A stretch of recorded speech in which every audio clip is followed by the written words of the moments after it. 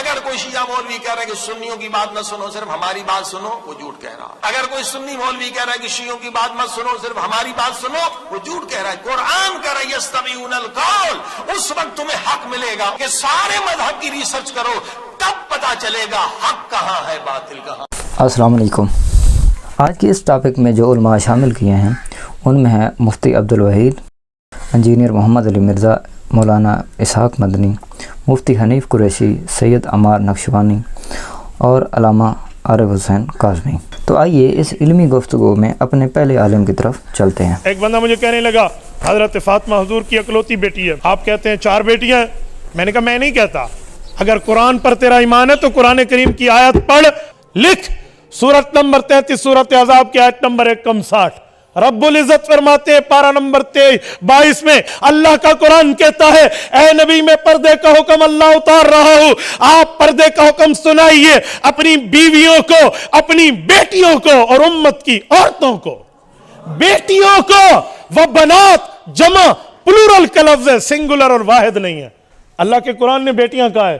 ایک بندہ مجھے کہنے لگا مولانا اس سے مراد ہے امت کی بیٹیاں۔ میں نے کہا میں تیرا جھوٹ تب مان لیتا جب آگے ونساء المؤمنین نہ ہوتا کہ امت کی اولادوں کو بتا دو، اس کے لیے تو علیحدہ لفظ موجود ہے۔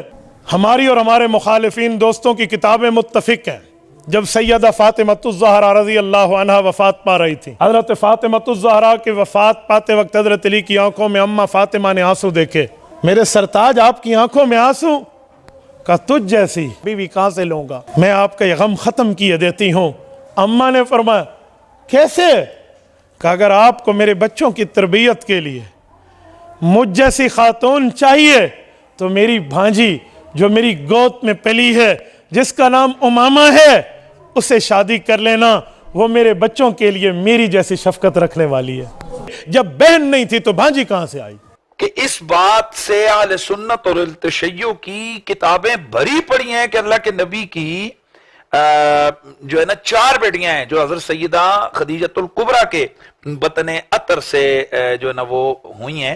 یہ میرات العقول ملا باقر مجلسی کی کتاب، اس کی جلد 5 اور صفحہ نمبر 180 ہے۔ ملا باقر مجلسی لکھتے ہیں کہ اہل نقل کا اس بات پر اجماع ہے کہ حضرت سیدہ خدیجہ کے بطن سے رسول اللہ کی 4 بیٹیاں ہوئی ہیں، حضرت سیدہ زینب، رقیہ اور ام کلثوم اور فاطمہ سلام اللہ علیہن۔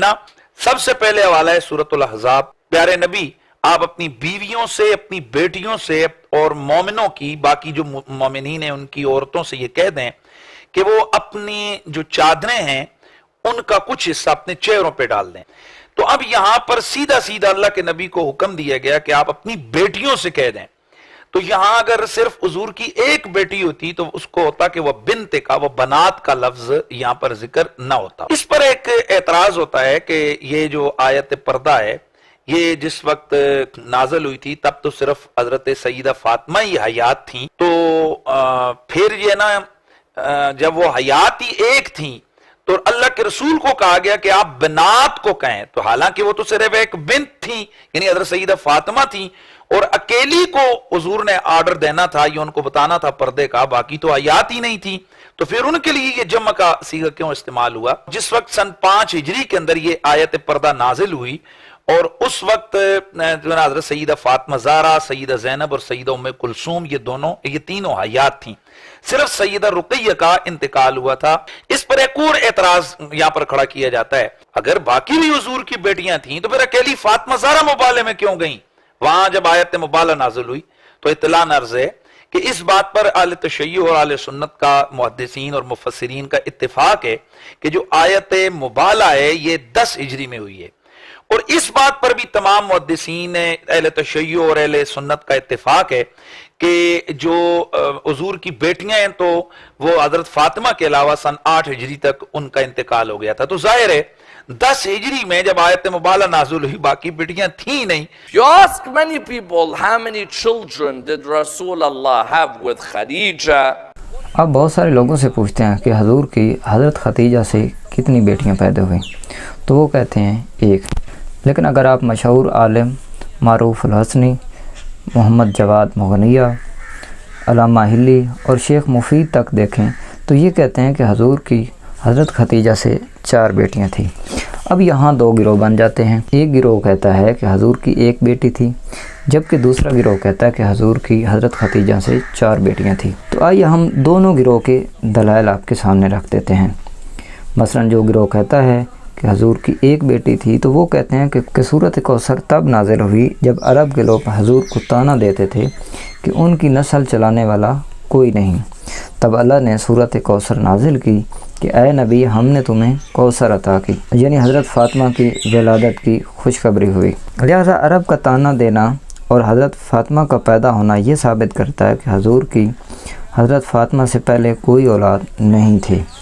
دوسرا گروہ اس پر کہتا ہے کہ اس سے ثابت یہ نہیں ہوتا کہ دوسری بیٹیاں نہیں تھیں، بلکہ اس سے یہ بھی تو ثابت ہو سکتا ہے کہ دوسری بیٹیوں سے نبی کی اولاد کا سلسلہ نہیں چل سکا، لیکن حضرت فاطمہ سے یہ سلسلہ چلا۔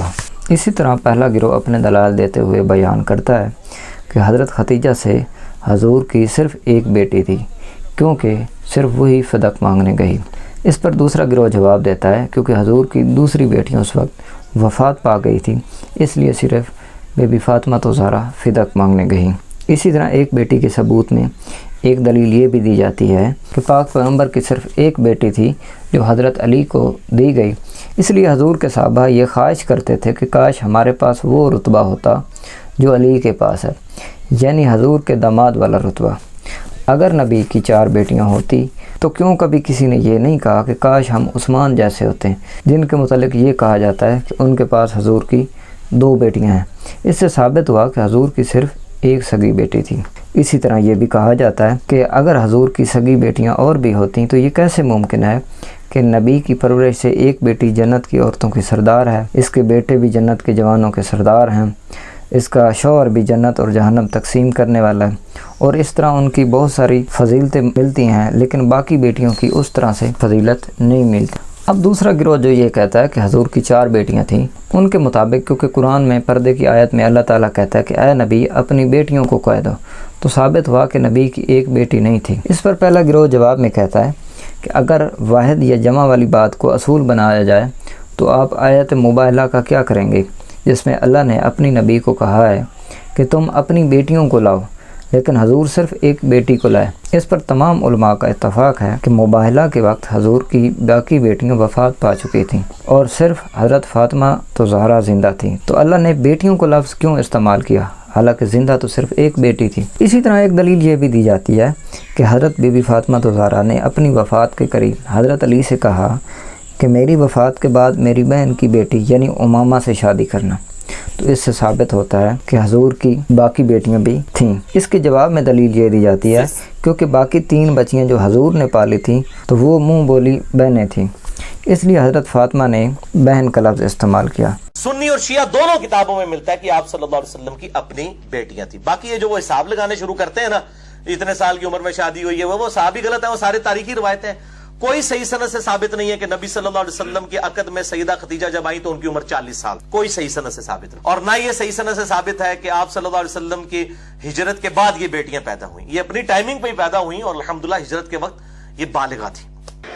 کلچر بڑا خطرناک، اب ثقافت کا دین سے ٹکرا۔ ایک چیز ہے جس کو دین کہتا ہے کرو، ثقافت کہتی ہے نہ کرو۔ عرب کا کلچر تھا جس کو پالا جاتا تھا وہ بیٹا بن جاتا تھا۔ رسول نے ایک شخص کو پالا جس کا نام تھا زید، یہ واحد صحابی ہے جس کا نام قرآن میں آیا۔ سارے عرب کہتے تھے زید بن محمد، کس کا بیٹا؟ محمد کا بیٹا۔ اللہ نے کہا کہ رسول اس سنت کو ختم کرو، کیونکہ اگر پالے ہوئے بیٹے بننے لگے تو پالی ہوئی بیٹیاں بن جائیں گی۔ اگر پالا ہوا کسی لڑکی سے شادی کرتا اور بعد میں اس لڑکی کو طلاق دیتا، کیونکہ پالا ہوا بیٹے کی صورت تھی تو جس کو طلاق دی ہے جس نے پالا ہے وہ اس لڑکی سے شادی نہیں کر، یہ تھا پالا ہوا۔ اللہ نے قرآن کی آیت اتاری، اے حبیب جس کو اس نے طلاق دی ہے تو اس سے شادی کر۔ رسول نے کہا پروردگارا کیسے کروں؟ عرب کی ثقافت میں یہ آیت ہے۔ اللہ نے کہا حبیب تو شریعت کو بچانے کے لیے آیا ہے، ثقافت کو بچانے کے لیے نہیں آیا۔ پھر رسول نے عرب میں شادی کی اس خاتون سے، اس کے بعد عرب میں رسم ٹوٹی، لیکن عرب نے اپنی ثقافت کو نہیں چھوڑا۔ کتابوں میں لکھا نبی کی کتنی بیٹیاں تھیں؟ 4 بیٹیاں تھیں۔ کیوں؟ کیونکہ وہ 3 پالی ہوئی تھیں، اور عرب کا ذہن یہی تھا پالا ہوا اپنا ہوتا ہے، उसने उस जहन से लिखा। अरब की रस्म से देखा जाए तो 4 बेटियां हैं, लेकिन शरीयत की निगाह से देखा जाए तो सिर्फ फातिमा है। कि रसूल करीम सलाम की को बेटी सी हज़रत फातिमा रज़ी, एक अकीदा बन गया असी शिया असियां ने एक बेटी है, ये दूजे मुसलमानों के 4 बेटियां। एक मुनाजरे होंदे ते मसले सिवाए दे सिर पिटे आदमी बे सारी शिया सुनी किताबां पढ़ियां रसूल सलाम की 4 बेटी। यही मसला मुनाजरे होंदे झूठ से ही बहस करी जाते बने एक 4 बेटी। यह हवाला मैं दस पढ़ता पहला इस गल में सिरे लाया जाए कोई इनकार ना करे 4 बेटियां, ना एक शिया का मसला ना सुनिया का, सिर्फ शरारतियां की गल्लां बेरमर बेवकूफ लोग जी गल्लां कर रहे। 4 बच्चियां रसूल करीम अलैहिस्सलाम, सारा तो वड्डी ज़ैनब है, दूसरी रुकैया, तीसरी फातिमा, चौथी उम्मे कुलसूम है। यह तरतीब ठीक है। अगे पीछे भी लोगों ने लिखा नहीं, हक जो है वही।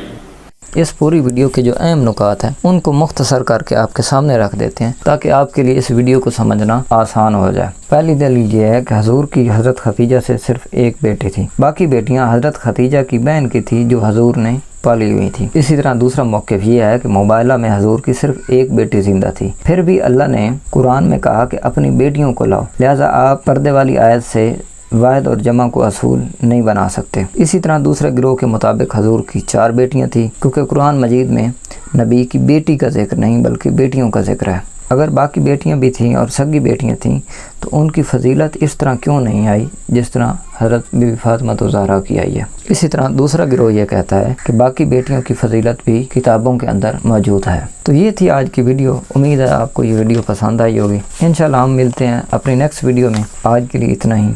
अल्लाह हाफ़िज़।